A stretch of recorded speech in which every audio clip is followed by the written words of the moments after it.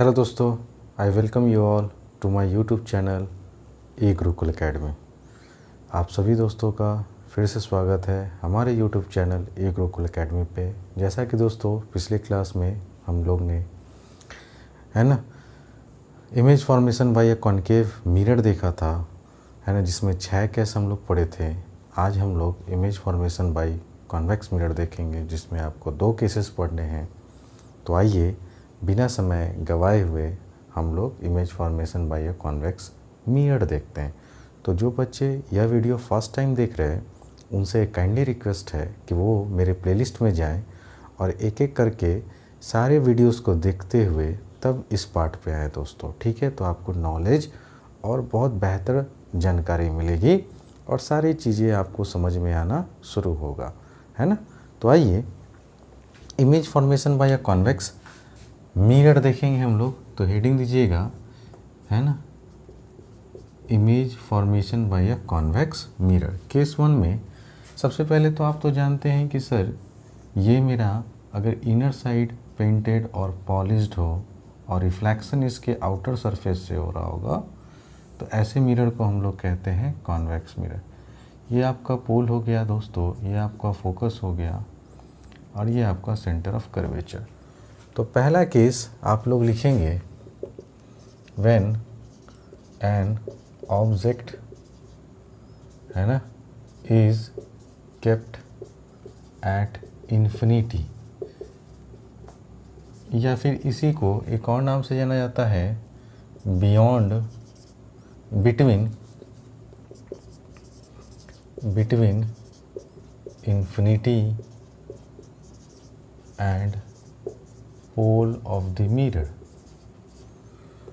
ठीक है दोस्तों, तो ये आपका ऑब्जेक्ट का पोजीशन हो गया कि जब आपने ऑब्जेक्ट को कहाँ रखा है दोस्तों, तो आप बोले इन्फिनिटी पे। जब इन्फिनिटी पे है तो हम ऐसा समझ लेते हैं कि आप प्रिंसिपल एक्सिस पे ना लेके 2 डॉट लेते हैं दोस्तों, एक प्रिंसिपल एक्सिस के नीचे, ठीक है ना, और यहाँ से एक पैरेलल रेज इंसिडेंट करवाएं और यहाँ से भी पैरेलल रेज इंसिडेंट करवाएं। आपको मालूम है कि किसी भी ऑब्जेक्ट का इमेज फॉर्मेशन के लिए मिनिमम हमको 2 रेज की रिक्वायरमेंट होती है। चूँकि ऑब्जेक्ट इन्फिनिटी पे है तो हमको मालूम नहीं इसका हेड किधर है, इसका लेग किधर है। तो हम लोग इस तरह से 2 डॉट से क्या दिखाएंगे कि इन्फिनिटी से 2 रेज आया, ठीक है ना। और आपको मालूम है मिरर चाहे कनकेव हो चाहे कन्वेक्स हो, है ना, अगर कोई भी लाइट रेज अगर प्रिंसिपल एक्सिस के पैरेलल होती है ना तो वो रिफ्लेक्शन करने के बाद या तो प्रिंसिपल फोकस पे कन्वर्ज करता है या तो डाइवर्ज करता है। चूँकि हमारा मिरर अभी कॉन्वेक्स है इसलिए ये डाइवर्ज करेगा ना, तो इसलिए आप पहले इसको आप फोकस से गुजार दीजिए, ठीक है ना। ठीक इसी तरह से जैसे ही आप इसको गुजारे तो यहाँ से ये रिफ्लेक्ट हो गया लाइट रेज, ठीक आप यहाँ पे भी आप डाइवर्ज कर, ठीक है ना, प्रिंसिपल फोकस से ले जाएं, ठीक है ना, और यहाँ से देखिए ये फिर से रिफ्लेक्ट हुआ। तो अब ये दोनों रेज प्रिंसिपल फोकस पे ही मिल रहा है। तो यहाँ से आपका आ जाएगा पोजीशन ऑफ इमेज में आप लोग लिखेंगे एट एफ, प्रिंसिपल फोकस पे बन रहा है। सर नेचर ऑफ इमेज की बात करें, नेचर ऑफ इमेज चूँकि अपीयर टू मीट हो रहा है इसीलिए वर्चुअल तो बनेगा ही बनेगा और साथ में इरेक्ट भी बनेगा, ठीक है दोस्तों। अच्छा, रिलेटिव साइज की अगर बात करें, relative size of the image, तो आप देख रहे हैं दोस्तों डॉट है तो पॉइंट साइज है, ठीक है ना। तो आप इसका बोलेंगे कि इस केस में सर पॉइंट साइज इमेज बनेगा। तो ये था आपका केस नंबर 1। आप एक बार अच्छे से, है ना, इसको विजुलाइज करेंगे, ठीक है ना। इसके बाद हम लोग केस 2 स्टडी करेंगे फ्रेंड्स, तो ध्यान दीजिएगा।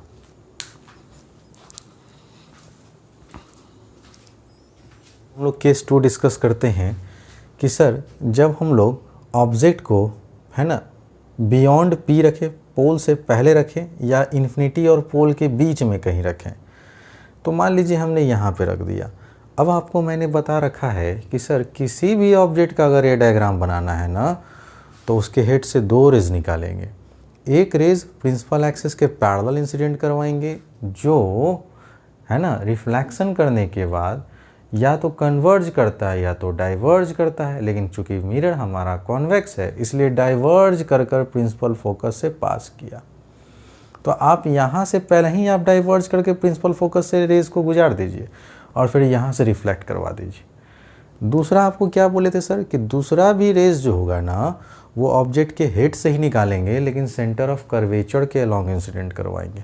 तो आप पहले ही यहाँ से एम ले लीजिए सेंटर ऑफ कर्वेचर के अलॉन्ग, ठीक है ना, और फिर यहाँ से सीधे रिफ्लेक्ट करवा दीजिए। यहाँ से गया, टकरा कर वापस लौट गया उसी रास्ते से, और डाइवर्ज करने के बाद सेंटर ऑफ कर्वेचर से पास कर रहा है।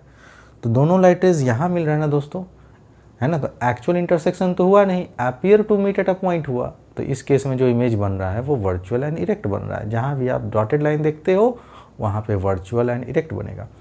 ऑब्जेक्ट का हेड ऊपर था, इमेज का भी हेड ऊपर है। ऑब्जेक्ट का पैर नीचे था तो इमेज का भी पैर नीचे ही है, ठीक है ना। तो आप इमेज पोजीशन में क्या बोलेंगे सर, कहाँ बन रहा है, तो आप बोलेंगे एफ और पी के बीच में बन रहा है दोस्तों, ठीक है।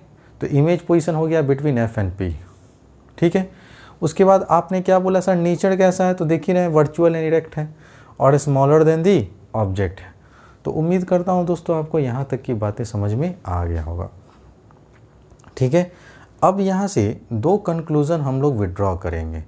पहला कंक्लूज़न ये कि सर अगर कॉन्वेक्स मिरर है तो इसमें हमने ये देखा कि ऑब्जेक्ट का जो इमेज हम लोग बना रहे हैं, तो जो इमेज बन रहा है ना वो दोनों केस में हर हालत में कॉन्वेक्स मिरर में जो इमेज का जो साइज होगा वो स्मॉलर देन दी ऑब्जेक्ट होगा, पहली बात।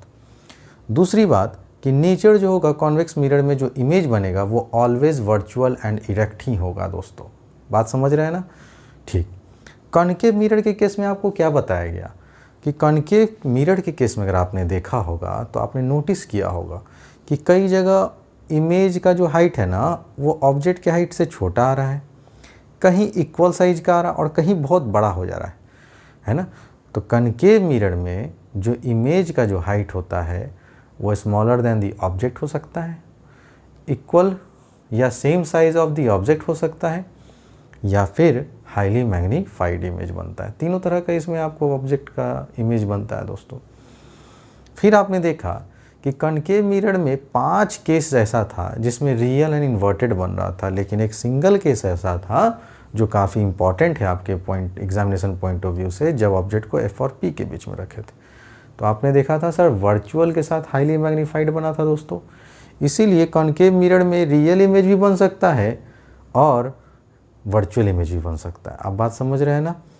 तो यहाँ तक की बात हो गई थी, इसके बाद की हम लोग बात करेंगे दोस्तों। So take your time please.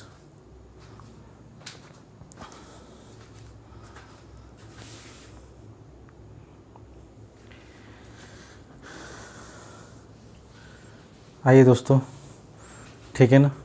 अब हम लोग जो टॉपिक देख रहे हैं दोस्तों वो है आपका application of a concave mirror.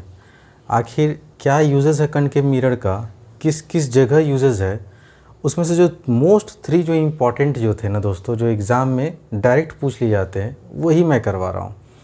इसके अलावा भी बहुत सारे एप्लीकेशन हैं, बहुत सारे यूजेस हैं, लेकिन हम लोग को उतना नहीं जाना है। 3 ही काफ़ी है, सफिशिएंट है आपके बोर्ड एग्ज़ाम के पॉइंट ऑफ व्यू से।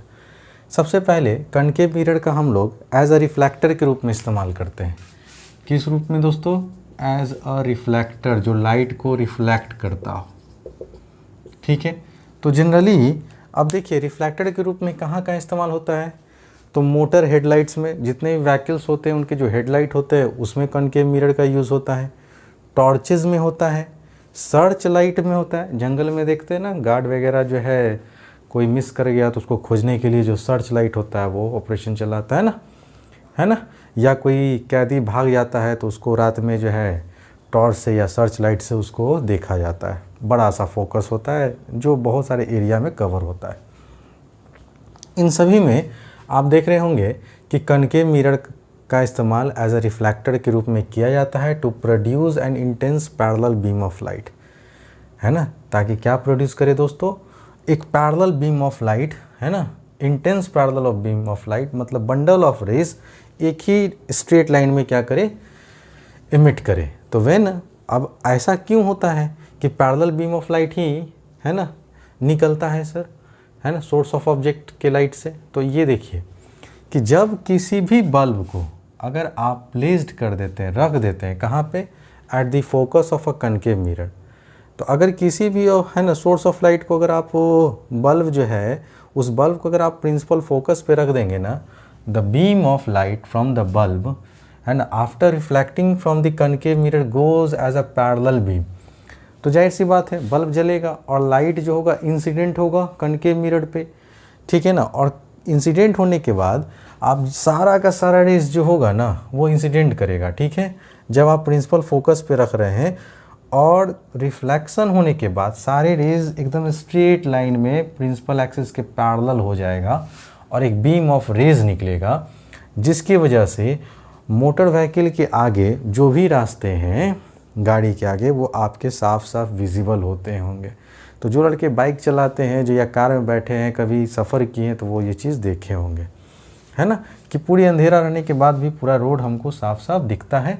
वो इसी वजह से क्योंकि बल्ब को जो है हम लोग एग्जैक्टली प्रिंसिपल फोकस पे रख देते हैं और जब वो ग्लो करता है तो रिफ्लेक्शन होने के बाद पूरा का पूरा एक ही डायरेक्शन में रेज जो होते हैं दोस्तों वो रिफ्लेक्ट करते हैं as a parallel beam of light rays, ठीक है, जिसके वजह से this parallel beam of light illuminates the road ahead of the vehicle, मतलब रोशनी जगमगा देता है ना दोस्तों गाड़ी के आगे का रास्ता। तो एक ये हो गया। दूसरा हम लोग बात करते हैं एज अ सेविंग मिरर, ठीक है ना। तो जेंट्स लोग जितने भी होते हैं ना, बॉयज़ वगैरह हो गए, ठीक है ना, या मेल हो गए, वो एज अ सेविंग मिरर के रूप में इस्तेमाल करते हैं, जबकि लेडीज़ जो है एज अ अपने सजने धजने है ना संवरने के लिए एज अ मेकअप मिरर के रूप में इस्तेमाल करते हैं कनकेव मिरर का। तो आइए एक अगर जान जाएंगे तो ऑटोमेटिकली हम लोग दूसरा भी जान जाएंगे। अब देखिए कि सेविंग मिरर के रूप में इसका इस्तेमाल कैसे करते हैं। तो जब अगर आप किसी भी ऑब्जेक्ट को है ना कनकेव मिरर के नज़दीक ले जाएंगे, काफ़ी नज़दीक, कहाँ पर sir, between pole and focus of the क्या चीज़, कनकेव मिरर, जो छठा केस था आपका, नहीं कि जब हम लोग पोल और फोकस के बीच में रखे थे ऑब्जेक्ट को तो इमेज जो बना था वो बिहाइंड द मिरर बना था, वर्चुअल के साथ इरेक्ट बना था और हाईली मैग्नीफाइड बना था, नहीं दोस्तों। तो उस छोटे से इमेज को बहुत बड़ा कर देता है, ठीक है ना। Erect virtual and erect virtual अच्छा erect and in large image of the object is form. तो वर्चुअल के साथ दोस्तों इरेक्ट बनता है और काफ़ी बड़ा इमेज बनता है ऑब्जेक्ट का। बिकॉज ऑफ दिस फैक्ट, इसी कारण concave mirror is used by men to see their enlarged faces while shaving. तो एक बड़ा सा शक्ल जो है देख सके और सेविंग करने के दौरान है ना उसको कोई भी परेशानी ना हो, इस वजह से जो है जेंट्स वगैरह या मेल जो हो गए वो कॉनकेव मिरर को एज अ सेविंग मिरर के रूप में करते हैं। ठीक महिलाएं भी मेकअप के रूप में इस मिरर का इस्तेमाल करती हैं to see her enlarge face for the makeup purpose, ठीक है। तीसरा है सर इन सोलर कुकर। अब सोलर कुकर में भी जो है हम लोग किसका इस्तेमाल करते हैं, कनकेव मिरर का। कैसे करते हैं तो वो देखिए, when a parallel beam of sunlight falls on a concave mirror. अगर कोई भी पैरेलल बीम ऑफ लाइट, आप देखे थे ना कि प्रिंसिपल एक्सिस के पैरेलली अगर कोई लाइट रेज को अगर कॉनकेव मिरर के इंसिडेंट करवाते हैं तो रिफ्लेक्शन करने के बाद एक पर्टिकुलर पॉइंट एफ पे जाके मिलता था, कन्वर्ज करता था एक ही जगह पे। यही यहाँ पे है, this beam is brought to the focus of the concave mirror. As a result of this the temperature of an object say a container containing uncooked food placed at this focus increases considerably, hence the food in the container is cooked। तो आप क्या देखें दोस्तों कि जब अगर हम, ठीक है ना, सोलर कुकर या कंटेनर जो भी है आपका सोलर कुकर को, अगर उसको एग्जैक्टली अगर आप प्रिंसिपल फोकस पे रख देते हैं तो सारा सनरेज जो होगा ना वो रिफ्लेक्ट कर कर एक ही पॉइंट पे प्रिंसिपल फोकस पे जहाँ पे आपने सोलर कुकर को रखा था वहीं पे लाइट रेज इंसिडेंट करेगा, ठीक है ना, जिसके कारण उसका टेम्परेचर कंटिन्यूसली सोलर कुकर का इंक्रीज होता चला जाएगा, बढ़ता चला जाएगा, बढ़ता चला जाएगा। और जो अनकुक्ड फूड रखा हुआ था सोलर कुकर में, कुछ समय के बाद देखेंगे कि वो फूड जो है अनकुक्ड फूड था वो कुक्ड हो चुका है, पूरी तरह से पक चुका है, ठीक है। तो उम्मीद करता हूँ दोस्तों कि आपको ये जो 3 एप्लीकेशन था कनकेव मिरर का बहुत अच्छे से समझ में आया होगा। एक एक कर कर हम लोग रे डायग्राम भी इसका देख लेंगे ताकि पिक्चर और क्लियर हो जाए। Take your time please.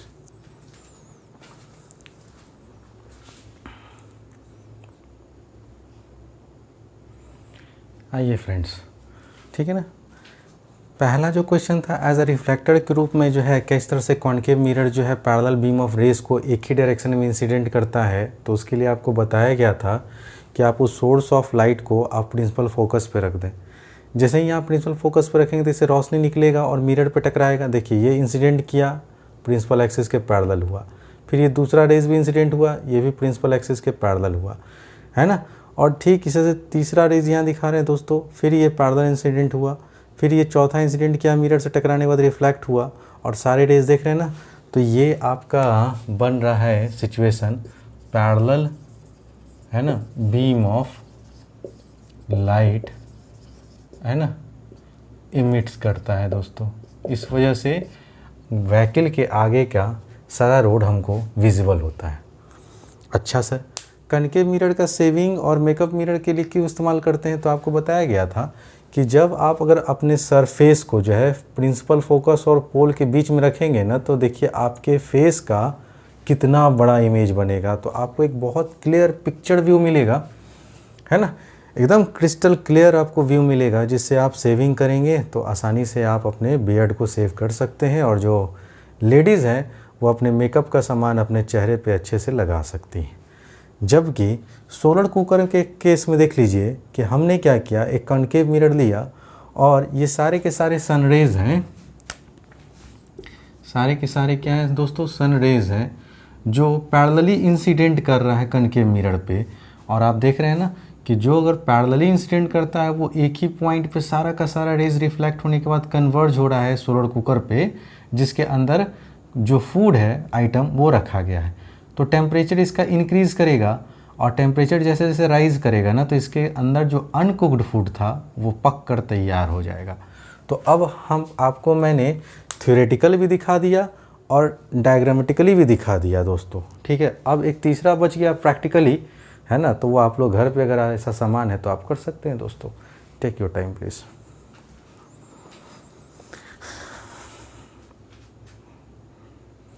अब एक चौथा केस देख ही लेते दोस्तों, इसको क्यों छोड़े, है ना। नहीं तो फिर कहोगे कि सर एग्ज़ाम में डेंटिस्ट के द्वारा कौन सा मिरर यूज़ किया जाता है ये पूछ दिया गया था, आपने पढ़ाया नहीं था। तो आज फिर से पढ़ लो दोस्तों कि चौथा जो आपका जो कॉन्केव मिरर का जो वाइड एप्लीकेशन है ना, वो हॉस्पिटल में होता है। और हॉस्पिटल में कौन यूज़ करेगा दोस्तों? जाहिर सी बात है, डॉक्टर्स और डेंटिस्ट यूज़ करेंगे। डेंटिस्ट इसलिए यूज़ करेंगे ताकि वो, है ना, लाइट अच्छे से टीथ पे क्या कर सके, फोकस कर सके, नोज़ में, आइज़ में एंड थ्रोट को एग्ज़ामिन करने के लिए, ठीक है ना। तो ये जो सारे ऑर्गन्स है दोस्तों, इसको एग्ज़ामिन करने के लिए डेंटिस्ट वगैरह जो है, ठीक है ना, कनकेव मिरर का यूज़ करते हैं फॉर मेडिकल ट्रीटमेंट। अब होता है क्या चीज़, एक चम्मच टाइप का इस तरह का जो रहता है शेप रहता है, और यहाँ पे ये जो देख रहे हैं ना दोस्तों, इसमें लगा रहता है कॉन्केव मिरर, ठीक है ना। इस तरह का शेप का ये रहता है, ठीक है ना। तो डॉक्टर इसको आसानी से जो है ना, नोज़ के अंदर इंसर्ट कर सकता है, आपके थ्रोट के अंदर इंसर्ट कर सकता है, आई को देखने के लिए या फिर टीथ को देखने के लिए, ठीक है ना, कोई दिक्कत, ताकि एक बड़ा ही लार्ज इमेज मिले, है ना, ऑब्जेक्ट का, टीथ का। और जहाँ टीथ में अगर कोई कीड़ा मकोड़ा धर लिया है ना, तो उसको आराम से, ठीक है ना, विजुलाइज करके उसका ट्रीटमेंट कर सके। इसीलिए, है ना, हॉस्पिटल्स में ज़्यादातर डेंटिस्ट, है ना, और डॉक्टर्स कनकेव मिरर का यूज़ करते हैं दोस्तों। तो इस तरह से आपने देखा कि सर हमने टोटल 4 एप्लीकेशन, 4 यूजेस पढ़े, और चारों यूजेस में से कोई एक यूजेस आपके एग्ज़ाम में पूछे जा सकते हैं, इसलिए आप अच्छे से याद कर जाएंगे, ठीक है। इसके बाद हम लोग एप्लीकेशन देखेंगे कॉन्वेक्स मिरर का, और फिर हम लोग आगे की ओर बढ़ेंगे दोस्तों। Take your time please.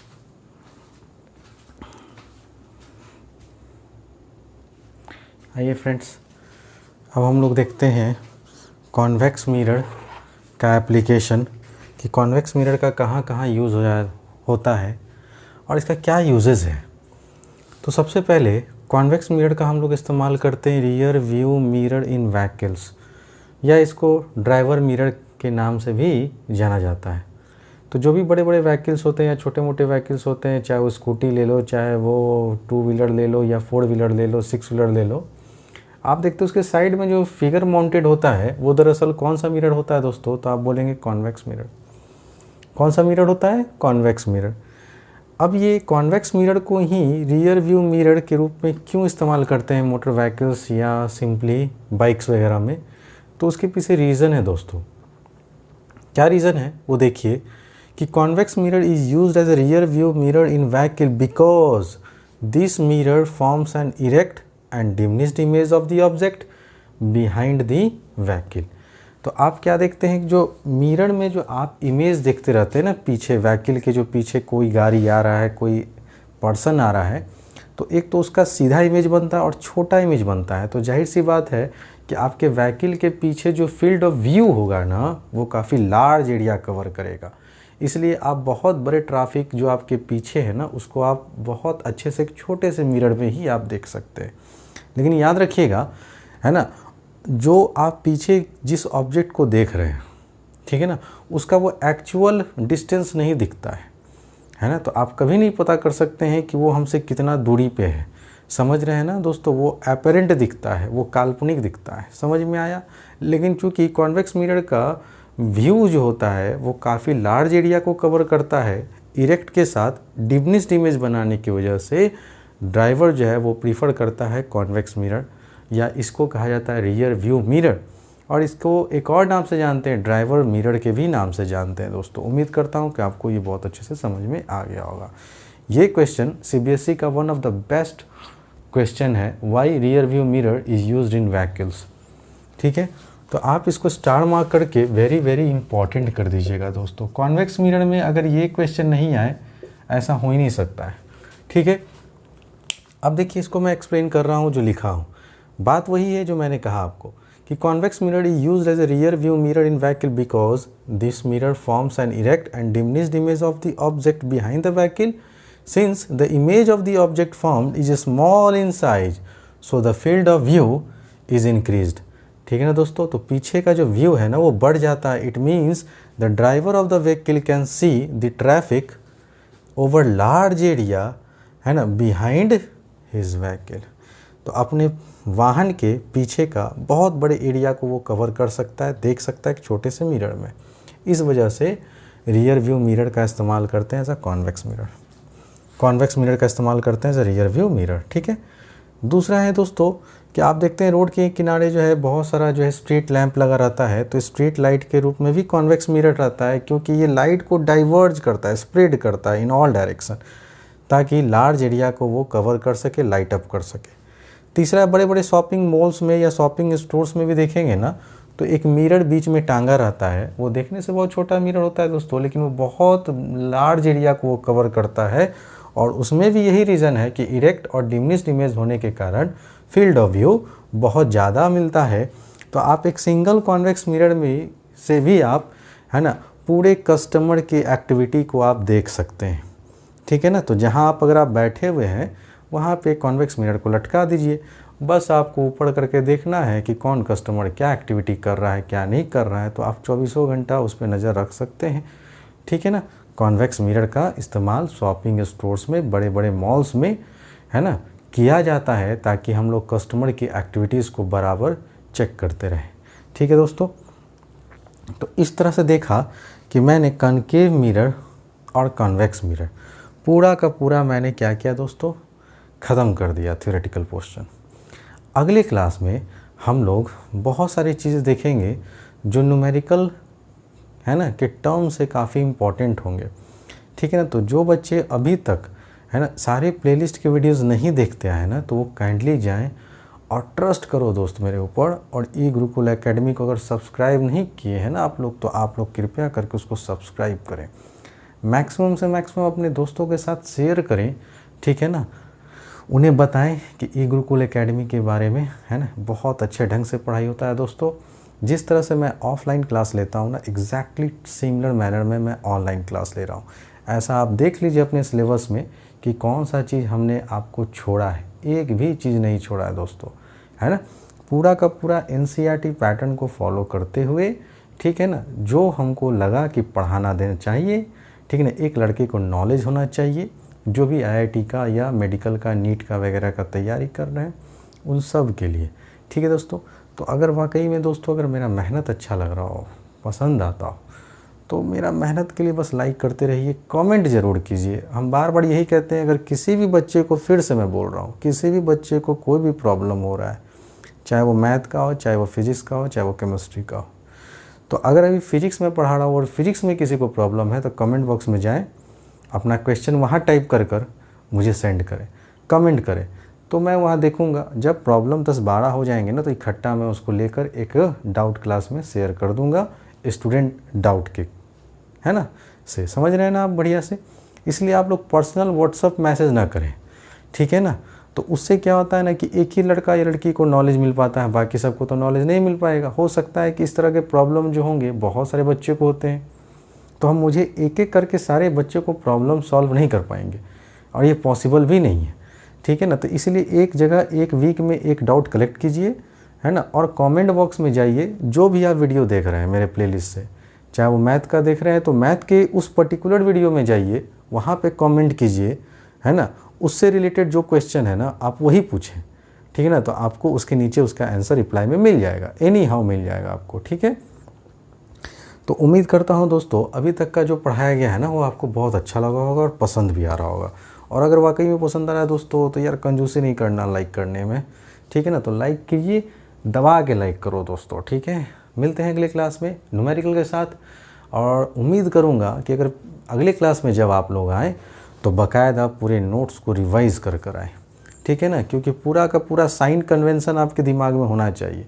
तो जो बच्चे को साइन कन्वेंशन याद नहीं होगा उसको अगले क्लास में मेरा लेक्चर समझने में परेशानी होगा।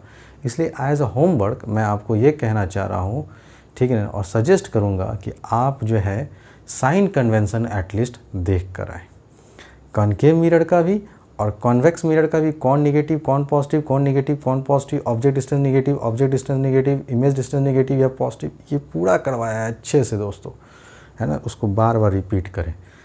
मिलते हैं दोस्तों अगले क्लास में बहुत जल्द। बने रहिए ई गुरुकुल एकेडमी के साथ। Thanks for watching friends.